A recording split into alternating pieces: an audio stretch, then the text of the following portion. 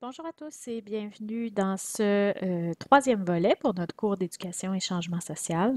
Donc, c'est un volet qui me tient particulièrement à cœur puisque ce sont des sujets que j'étudie, sur lesquels je fais de la recherche personnellement en didactique de l'histoire. Donc, les quelques étudiants et étudiantes dans ce cours qui m'ont eu dans un cours de didactique pourront probablement en témoigner. C'est mes sujets chouchous.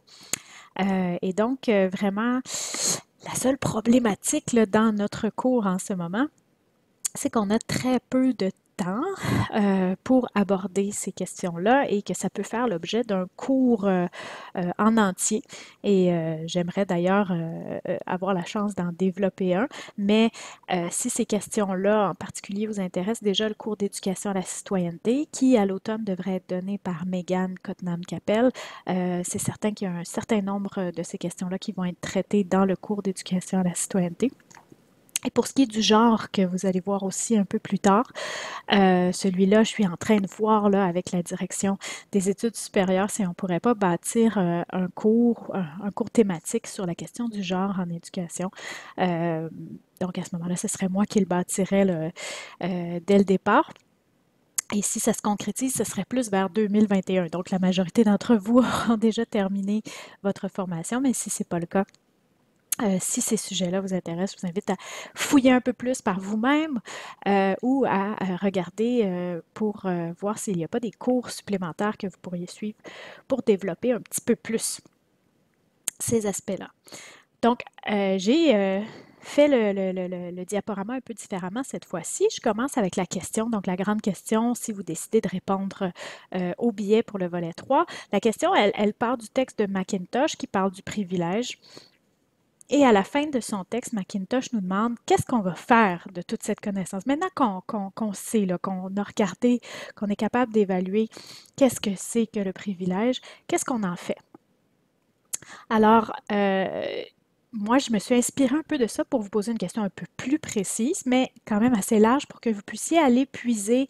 Les textes sont très différents les uns des autres, touchent des thématiques très différentes, donc pour que vous puissiez aller puiser selon vos intérêts et faire des liens entre ces lectures-là ou d'autres externes en fonction de ce qui vous a le plus touché. Donc, comment les concepts étudiés dans le volet 3 au travers des lectures, entre autres, parce que là, vous avez des liens supplémentaires qui sont vraiment, vraiment intéressants, vous permettent de réfléchir au programme scolaire, aux réformes et aux outils, que ce soit les outils pédagogiques ou des outils administratifs ou autres, déjà en place ou à mettre en place pour répondre aux défis d'une école plus équitable pour tous et toutes, peu importe l'identité. Donc voilà la question avec laquelle vous pouvez. Je me suis dit, je vais la mettre dès le début du volet, comme ça peut-être que ça peut vous amener à lire les textes en fonction de cette grande question-là. Donc, avant de vous parler plus spécifiquement des textes que vous avez à lire pour le volet, je voulais vous parler un peu de ce qu'on appelle les barrières systémiques. Donc, qu'est-ce que c'est qu'est-ce qu'on veut dire par cette expression-là? C'est qu'on se rend compte qu'au-delà des politiques de diversité, à peu près toutes les provinces, à peu près tous les systèmes d'éducation au Canada ont mis en place différentes politiques pour s'assurer de travailler toutes les questions d'équité, toutes les questions de diversité aussi. Et là, on peut parler de diversité en termes ethniques ou en termes de genre, par exemple. Donc, on a mis en place des politiques, on a mis en place des textes que vous connaissez possiblement, avec lesquels vous avez été en contact. Mais on se rend compte que même si on met tout ça en place, que ce soit au niveau scolaire ou au niveau plus large, même à l'université, hein, je sais que certains d'entre vous sont au niveau universitaire ou encore au niveau gouvernemental, il semble qu'il y a des barrières qui continuent d'être là et qui affectent les membres des groupes qui ont été historiquement opprimés. Donc, c'est comme si on n'arrivait pas au-delà des mots à dépasser ces barrières-là. Et donc, ça veut dire qu'il y a encore des problématiques, il y a encore des choses qui sont là, qui sont parfois opérées inconsciemment et qui font qu'on n'arrive pas à accéder à, disons, à un milieu plus équitable. Donc là, si je donne l'exemple du racisme systémique, qui est peut-être un mot que vous avez entendu, hein, c'est très fréquent là en ce moment dans les médias, on en parle beaucoup. Donc le racisme systémique, c'est autre chose que le racisme là, auquel on pense souvent de façon, disons, automatique, qui serait des propos racistes ou quelque chose de raciste de très évident, qui existe, évidemment, mais cette partie-là du racisme, ce serait comme, bon, c'est un peu cliché ce que je vais dire, mais disons la pointe de l'iceberg. Et puis, il y a toute la partie en dessous. Donc, il y a tout ce qui est souvent inconscient. Racisme systémique, ce n'est pas dire que les Blancs sont racistes ou que tous les Blancs sont racistes. Ce n'est même pas dire qu'une société ou qu'une province est raciste, mais c'est plutôt dire qu'il y a des structures sociétales ou étatiques et des structures comme l'école qui continuent de reproduire, malgré qu'on met en place des politiques autres, qui continuent de reproduire les inégalités. Donc, ça, c'est le racisme systémique, mais on pourrait le voir avec le sexisme systémique. Donc, toutes les formes d'oppression, on peut aller analyser. Il y a des études qui vont nous démontrer qu'il y a ce genre d'oppression-là qui est encore là. Elle est beaucoup plus subtile. Et souvent, il faut demander, en fait, à quelqu'un qui vit cette oppression-là pour que cette personne-là nous l'explique. Ou bien faire des recherches et en apprendre plus par nous-mêmes. Parce qu'elle n'est pas toujours évidente à voir. Donc, par exemple, les recherches qui vont démontrer que quand on envoie des curriculum vitae de la même qualité pour différents pour un même poste, mais différents curriculum vitae à peu près équivalents, bien, les gens qui ont un nom à connotation qui n'est pas de l'endroit, donc qui est un nom à connotation étrangère, entre guillemets, se font moins appeler. Donc, ils reçoivent même, malgré le fait que leur CV est l'équivalent. Donc, ça, c'est une forme de barrière systémique. Ça veut dire qu'il y a quelqu'un qui a décidé de mettre de côté le CV, qu'il a peut-être fait inconsciemment, à partir du nom de la personne. Donc, ça, c'est un exemple, mais il y a énormément de recherches qui montrent qu'il y a beaucoup de choses comme ça. Vraiment, allez voir les liens supplémentaires dans le volet. Je trouve que ça vous montre des beaux exemples aussi, puis des exemples que vous pourriez utiliser si vous êtes enseignant. Donc, ces rapports, là, on a parlé du racisme systémique, mais il y a des rapports de pouvoir comme ça inégaux ou des dynamiques de pouvoir au niveau social, il y en a plusieurs. On peut penser à la langue. Le volet 4 va nous parler, on va parler de la francophonie minoritaire. La langue, il peut y avoir un rapport de pouvoir en fonction de la langue. Il y a un privilège anglophone, par exemple, au Canada. Donc, ça, c'est un rapport de pouvoir. Il y a la race, évidemment, on parle du concept social et jamais du concept biologique, puisqu'il n'existe pas le concept biologique. Donc, la classe sociale, on parle donc de la richesse des gens, le capacitisme, là, ça va être au niveau de l'oppression des gens qui vivent une situation de handicap, au genre, à l'orientation sexuelle, à l'âge, à l'apparence physique.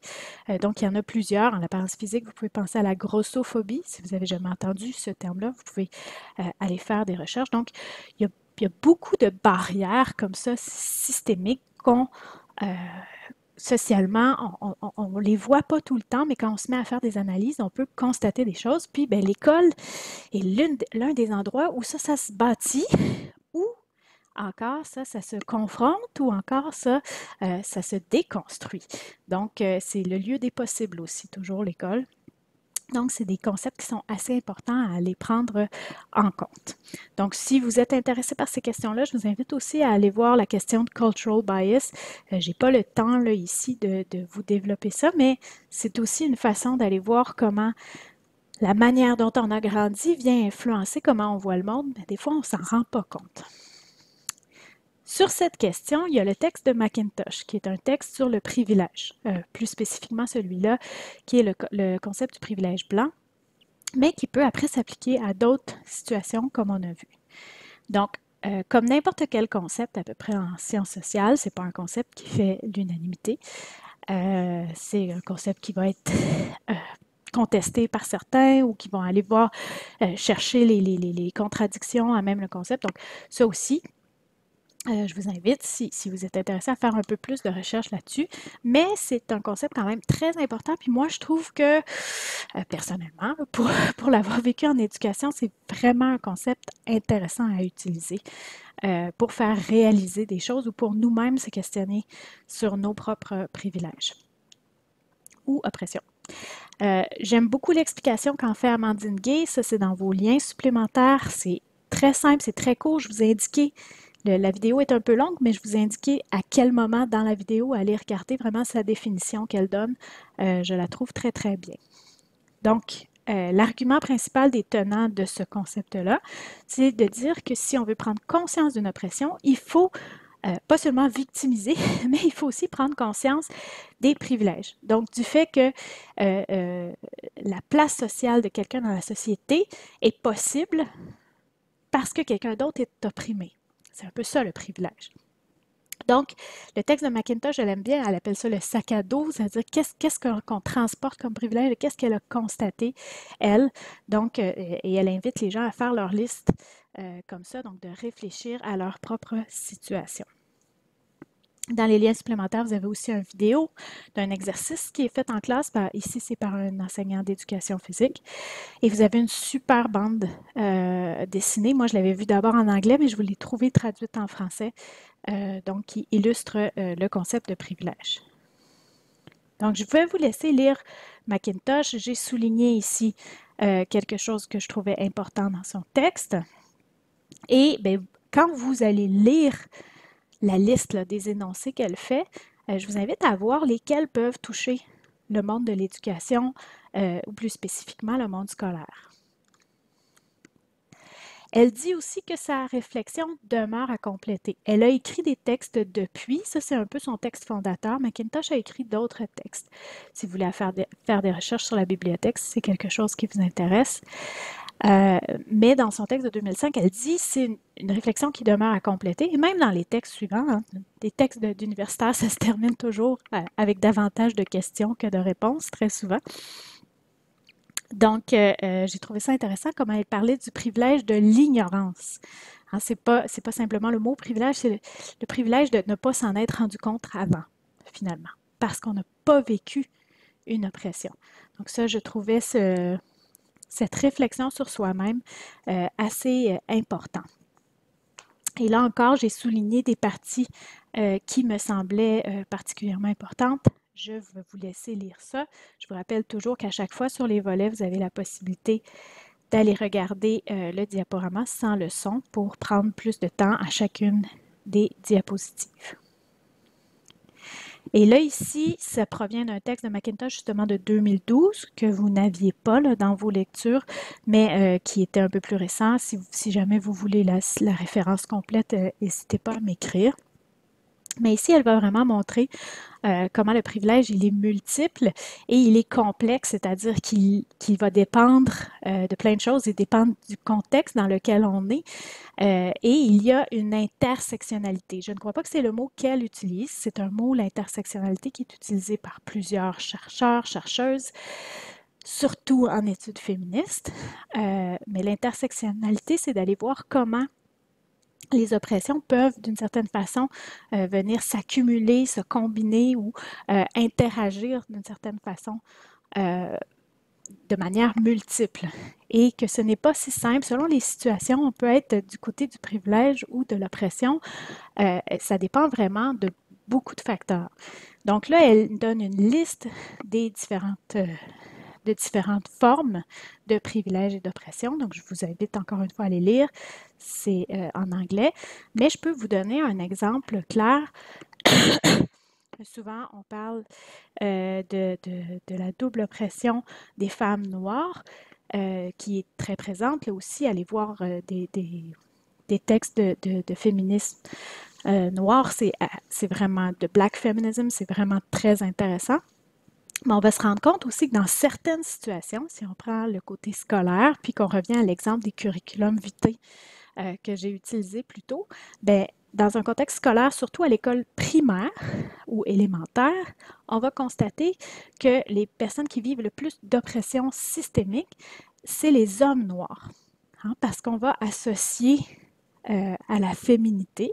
Donc là, on vient voir l'intersectionnalité entre la question de genre et de race. Et donc, on associe quand même les femmes à un côté maternant et ce stéréotype-là qui vient avec nuit aux hommes auxquels on n'attribue pas nécessairement ça. Et là, il y a la question de la race qui était déjà là et qui vient donc ajouter une couche d'oppression qui fait que c'est particulièrement difficile pour les hommes noirs. Et là, je parle en général, je ne parle pas nécessairement de cas spécifiques, mais c'est plus difficile d'intégrer le système scolaire ou d'y obtenir un emploi. On a des recherches, il y en a plusieurs même faites par des collègues à l'Université d'Ottawa qui démontrent à quel point c'est difficile d'intégrer le marché du travail, même en contexte de pénurie, pour les hommes noirs. Donc ça, c'est une des façons de voir que le privilège, l'oppression ne se vit pas toujours dans un seul sens. Voilà. Donc ça, c'était une simple réflexion. Maintenant, allons vers les autres textes. J'ai mis des textes extrêmement différents pour aborder d'autres facettes de la question de l'équité à l'école. Je voulais avoir un texte écrit par un ou une autochtone. Dans le cas ici, c'est Marie Baptiste. Donc, on est dans le contexte canadien et autochtone. Puis elle va regarder comment les savoirs et les épistémologies autochtones ont été systématiquement écartés des savoirs, par exemple, universitaires et scolaires. Et donc, elle montre vraiment, ce que j'aime avec ce texte-là, c'est qu'elle montre vraiment comment tout ça se reflète par des exemples très, très concrets. Donc, elle va utiliser des exemples concrets. Je vous invite vraiment à le lire et à tenter de comprendre. Puis, aller regarder à peu près n'importe où les programmes d'histoire. C'est une manière assez évidente d'aller voir ce biais-là eurocentré, la manière dont les communautés autochtones sont intégrées. C'est souvent, presque tout le temps, quand on a besoin d'eux pour le discours dominant qui demeure eurocentré. Alors, en général, les programmes d'histoire canadienne commencent avec l'arrivée des Européens. Or, il y avait une histoire de plusieurs millénaires ici avant. Et ça fait très peu l'objet des programmes scolaires. Donc, c'est une façon d'aller voir ce biais-là et il y en a plusieurs autres. C'est un texte vraiment fascinant si cette question-là vous intéresse. Je vous ai mis aussi deux articles, mais il y en a un du Puy-Déry, c'est vraiment un extrait de chapitre. Hein. Vous avez juste à lire la partie qui parle sur l'école et les garçons. Donc, sur la thématique du genre, ça aussi, c'est très, très large. On va couvrir autant des questions d'égalité garçon-fille que les questions aussi de l'identité de genre et de l'orientation sexuelle, donc les questions LGBTQ+. Donc, on a des thèmes très variés ici. Et là, je vous invite à aller voir les deux textes. Du Puy-Déry, contrairement à ce qu'on pourrait croire, va faire une critique très forte du mythe selon lequel l'école n'est pas faite pour les garçons. Donc, il regarde au niveau médiatique tout ce qui s'est dit sur l'école et les garçons, puis après, il déconstruit un peu ces arguments-là d'une façon assez intéressante. Donc, pour montrer, par exemple, qu'on a beaucoup insisté, c'est vrai que les garçons, en général, donc statistiquement, décrochent plus, par exemple, que les filles à l'école.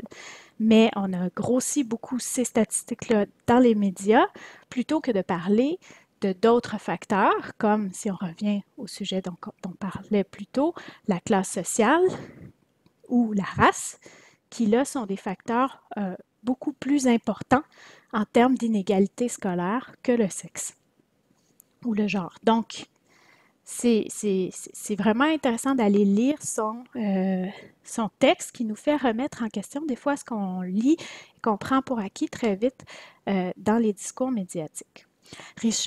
Gabrielle Richard, c'est une collègue et elle a écrit un chapitre de livre que je trouvais très intéressant sur la pédagogie de l'inconfort en lien avec les questions LGBTQ. Et donc, elle travaille vraiment en formation des maîtres, puis elle va voir comment les étudiants réagissent à des questions qui sont profondément liées à l'identité. Le genre, c'est assez frappant parce qu'on grandit avec, et même si vous regardez les questions des gender reveal, même avant même d'être né, on attribue une étiquette de fille ou de garçon aux enfants. Et donc, ça vient orienter beaucoup la manière dont, même inconsciemment, on élève les garçons, on élève les filles, et ce qu'on se fait comme idée d'être un garçon et d'être une fille. Et toutes ces questions-là viennent influencer après comment on va enseigner aux garçons, aux filles, et aussi comment on va réagir aux questions de la diversité sexuelle et de la diversité d'orientation sexuelle. Donc là, je vous ai mis quelques concepts. Si ces questions-là vous intéressent, allez regarder, et qu'il y a certainement des concepts là que vous connaissez. Il y en a peut-être que vous connaissez moins. Allez regarder les définitions, allez voir ce qui les différencie. Je trouve que ces concepts-là sont assez importants pour comprendre ces questions-là. En même temps, dans le cadre d'un volet, d'un cours, je n'ai pas le temps nécessairement d'aller toutes les voir. Donc ça, c'est à vous, si ça vous intéresse, d'aller fouiller ces questions-là et d'aller regarder ces termes-là. Et je crois que ces termes-là, on va les voir de plus en plus au niveau médiatique. C'est des questions qui sont importantes dans la société actuellement. Donc, ça peut être intéressant si vous ne connaissez pas, parce que tout le monde est rendu à un niveau différent, puis c'est correct par rapport à ces questions-là. Donc, en fonction d'où vous êtes rendu et ce que vous avez envie de savoir et de connaître, bien, essayez de vous informer, puis de comprendre. Des fois, on a le jugement facile aussi, et ça prend juste quelques recherches ou la volonté de comprendre l'autre, et à ce moment-là, on s'ouvre un petit peu et on comprend un peu mieux ces concepts-là. Donc voilà pour la capsule aujourd'hui. Je vous remercie pour votre écoute et j'ai très hâte de vous lire.